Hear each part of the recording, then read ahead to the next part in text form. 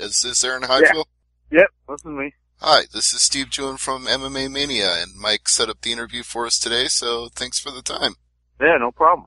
All right, well, you're fighting Stacy Bacon on Saturday, so let's get started with that. First, tell us a little bit about the fight and what you think of Stacy as an opponent. This is my first fight coming back from my pro debut, which I lost, so it's a pretty big fight for me. It's a chance to get back on track. And Stacy Bacon, he's a tough dude. My one of my main training partners, Jordan Dowdy, is also fighting on the card. We fought him back in January and he won every round, but Stacy never quit fighting and kept coming at him. So you're expecting that same kind of fight? No, I don't see that happen. I've only fought to a decision one time, all the fights I had, and it was a pretty big war. So, I definitely see there being a finish, though. All right. Well, it's good that you mentioned that amateur record, because that's part of the interesting story here, is that even though you lost your pro debut, Jesse Finney was so impressed with your amateur background that he still signed you to a multi-fight deal. So I don't know your amateur background, but perhaps you can tell the listeners and readers about that right now, why you were so hot when Jesse Finney signed you. I've had quite a few, or over half of my amateur fights were for Shamrock, and I was 13-1 as an amateur in MMA, and then I did some boxing and kickboxing and did well in that. I think about half the guys that I fought, went pro, after I fought them, I beat all but one, so. That's a chip on your shoulder, to say the least, that the guys you fought wound up going pro before you did, so obviously you were fighting top-notch guys. Yeah, that was a big deal. I was just trying to get as many tough fights as I could to get prepped to go pro, and I was doing great. Hadn't lost a fight in 2 years, and then came out and just got caught like that. And it's just an eye opener how anything can happen. It doesn't matter how prepared you are. Well, we just saw that in UFC over the weekend at their Poland show was Seth Baczynski, tough, durable fighter who's been around for years and has probably seen and done everything, and yet he got knocked out in just 8 seconds. Sometimes those things just happen to you. Yeah, that's definitely what I learned, but you gotta, you gotta get over it and realize that happens and get back to training and get back to winning. Absolutely. Well, I'm sure you got a big opportunity to do that this weekend, but I want to go back a little further and then I'll circle around again to the upcoming Shamrock fight. So what I want to know, and I'm sure what our readers want to know too, is how you first got interested in MMA. What led you to jump into the sport? I always played football growing up and did stuff like that. And I never had a wrestling background or anything like that. From a small town, we didn't have a lot of those opportunities. So I just started, I watched it on TV and that's what I wanted to do. So I went into it and I loved doing it. And even though I had no background, I did pretty well. So was there any particular fighter when you were watching on TV and you said, that's the guy, that's the one that I want to fight like? Yeah, I was a Pride fan. So I was a real big fan of, like Fedor and Wanderlei and Igor Vovchanchin and, them type of guys, just cause they would go in there and, just fight for the finish. And, they didn't have no boring fights. They had no, snooze fests or anything like that. That's certainly true. But did you think then that you were probably going to be fighting at light heavyweight? Did you think you'd be in that weight class? At the time, yeah, because I didn't realize how much weight everybody cuts. But yeah, I thought I was going to be a 205 or something like that. I learned that everybody's quite a bit bigger than that actual weight. So. Oh yeah, that's definitely true. In fact, yeah, I went to 170. I was going to ask you, what do you walk around to get to 170 these days? What's your weight before cut? Usually when I'm walking around, I'm usually about 195 to 200. So I got a pretty big weight cut. I usually get back to 190 pounds or over that for every fight. So got a pretty good cut. Well, it's a cut, but I've seen guys make bigger cuts to try to get down to welterweight. I mean, Rumble Johnson used to walk around like Oh yeah, 220, 230 trying to get down to 170.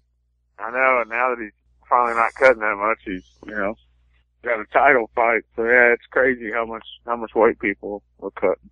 Absolutely. Do you think it's dangerous how much some people are trying to cut? Because we've seen, like, just this past weekend with World Series of Fighting, Honey Marks lost an opportunity at the light heavyweight tournament because he got dehydrated and couldn't fight. Yeah, that's I think that's why I think sometimes maybe they should have maybe same day weigh-ins, because I mean people are still going to cut, but they're not going to be able. They're going to know they're not going to be able to cut that much and be able to perform right after. So, I mean, yeah, I mean I've felt like I was going to pass out and been dizzy while cutting weight, sitting in a sauna. So yeah, I definitely agree. Well, do you think at any point you might actually move up to middleweight, or do you feel comfortable staying at welterweight? I still feel comfortable at welterweight. I think the main thing is just making sure my diet's a little cleaner. I researched Dolce diet for this one, and it's definitely helped out a lot. So I think just we'll see. It depends on how long I keep fighting and how my body keeps maturing. That's right. And a lot of fighters I talk to say that too. They're like, if I watch the diet before the weigh-ins, then the cut isn't so bad once I actually have to make the cut. Yeah.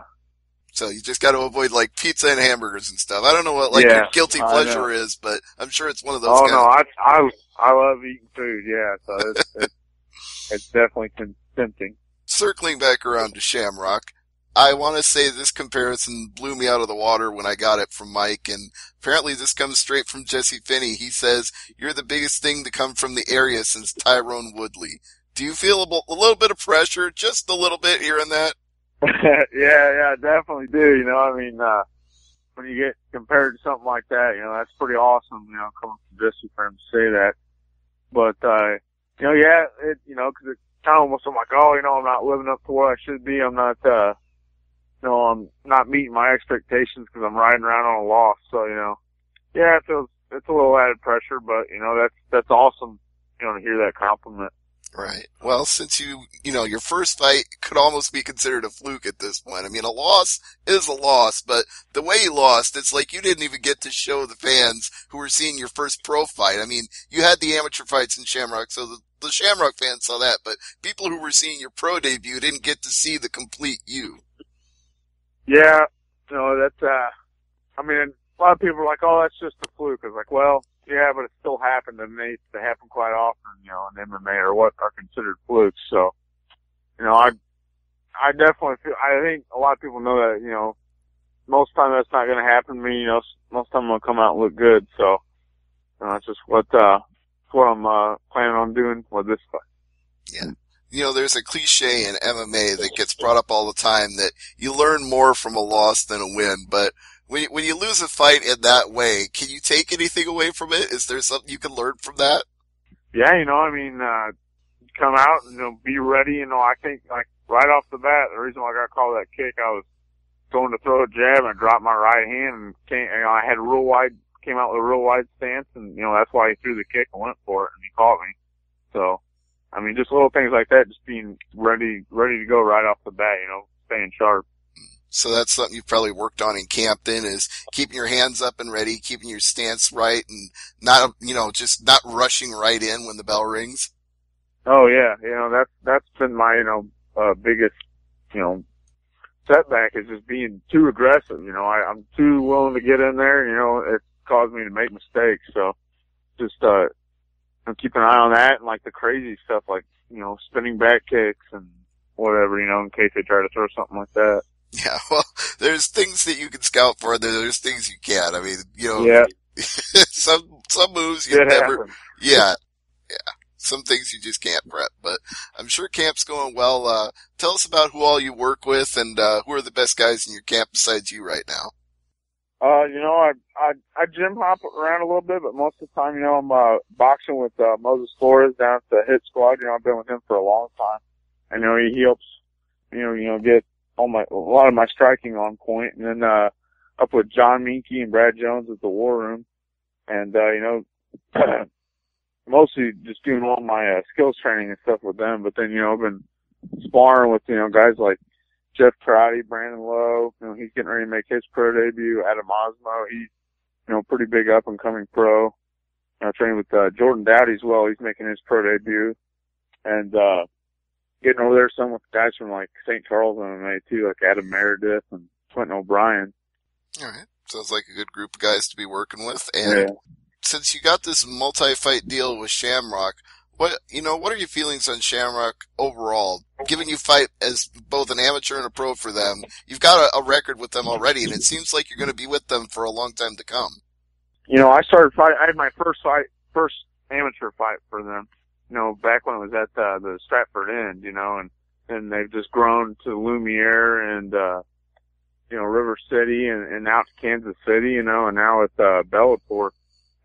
It's been pretty cool. I didn't, time flies by pretty quick, but I didn't really realize how much it has changed, since my first fight, fighting, and then going to like River City and, going out of the city now. So yeah, it's been pretty cool to be a part of it, and I've just been thankful for that, Yeah, Shamrock is turning into a regional powerhouse, doing shows all over the Midwest. But of course, they make St. Louis their home. And you mentioned Bellator; they've got that big show coming up on June 19th, which I know that Jesse Finney has done a little bit of stuff here and there behind the scenes to help them with. So, what are your thoughts? Yeah. What are your thoughts on that Bellator card coming up? I think it's awesome. A lot of the guys that I get to train with, like Hugh Cooley, Eric Irvin, they're actually, I think they may be fighting each other. And a lot of the guys that I've trained with, that I've probably trained with over half the dudes on that card at some point, or spar with them or something like that, and see them, getting on the Bellator card. It's a good sign for a lot of the guys from St. Louis. Yeah, I'm getting a press release like every other day from Bellator announcing a new fight with local fighters featured on it. So they're trying to stack up that card to get people who are from the fight scene and in the fight scene in the area to be involved in that card. Oh yeah. Yeah, it's a great way to get exposure for St. Louis. So what do you rate the fighting scene in St. Louis as a whole, like compared to cities like Las Vegas and Miami, Florida, where, there's certain cities that get that reputation, but I think St. Louis is being slept on a little bit. Yeah, I think so. You're seeing quite a few guys, Finney's had a few UFC vets and, guys getting signed into that and Bellator and, St. Charles MMA, they got guys, Burgers, and, we have quite a few guys that have UFC experience now. So, I think it's getting slept on because it's kind of in the Midwest. It's not on the coast or any of they don't have any real big, enormous super gyms out here. So I think that's, might be one of the reasons why it's getting looked over. I think it won't be long, though, before we'll have an Ultimate Fighter season in St. Louis. There's just too much talent in the area for them to not exploit it at some point. Yeah, yep. All right. Well, since we've mentioned UFC a little bit here, I imagine, every fighter wants to go there at some point or at least have a fight there. You're with Shamrock right now, but do you see that in the future? Yeah, I think that's a definite possibility. Shamrock, they're trying to get guys off Shamrock shows into, the UFC Bellator. They're wanting to, they're trying to push their guys on to, better things. So, I feel, if I could have a few really good fights with Shamrock, that could kind of promote me and get me out there and, make that a possibility with the UFC. Absolutely. And Shamrock does a great job of promoting their shows, and they have a lot of different ways to view it. If you can't be there live in St. Louis, you can almost always watch their shows on GoFightLive.tv. So it's got to be great knowing that you've got that kind of exposure, and it's not just for the local fans. It's getting seen all around the world. Yeah, it's pretty awesome. When I found out about that, I know a lot of people are pretty stoked about that being out on GFL, so, it's gonna be cool, people can watch it from anywhere, just, so it's definitely neat. Yeah, on their phone, their computer, their laptop, whatever they happen to be on, they can watch the fights. And speaking of all of those things, I'm sure you've got some social media accounts that people could follow and keep up with you if they want to know more about Aaron and keep track of your fights as they're going on. Yep, I'm on Facebook, and so, I usually keep that pretty updated with everything, so that's another cool thing about, the with social media and like places, things like GFL, you know, everybody getting to keep up on stuff better now. But no Twitter, no Instagram, nothing like that? No, I don't. I need to get one of them, but no, I don't have a Twitter or an Instagram. All right. Well, I'm sure you'll get a lot of demand for it after the next fight. You come out there and have a great performance against Stacey Bacon, people will be clamoring to follow you on Twitter. Yep. That's what I'm planning on doing, so I better get to it on making that account. All right. Well, I'm giving you the incentive to right now, but if you want to say anything in closing about the fights this weekend, you know, how people can get it, tickets if they're still available, and anything you want to say about Stacey Bacon, the floor is yours. I just want to say, you know, everybody that's coming out and buying tickets to this fight, you know, you're seeing a lot of the top young guys, young pros in St. Louis, you know, and they got several former, you know, highly ranked amateurs, so it's going to be a great card. April 17th, and ShamrockFC.com for more information. And Aaron, I want to thank you for the time today. I greatly appreciate it, and we look forward to seeing that fight this weekend. All right. Thank you. I appreciate it. You bet. Have a great day.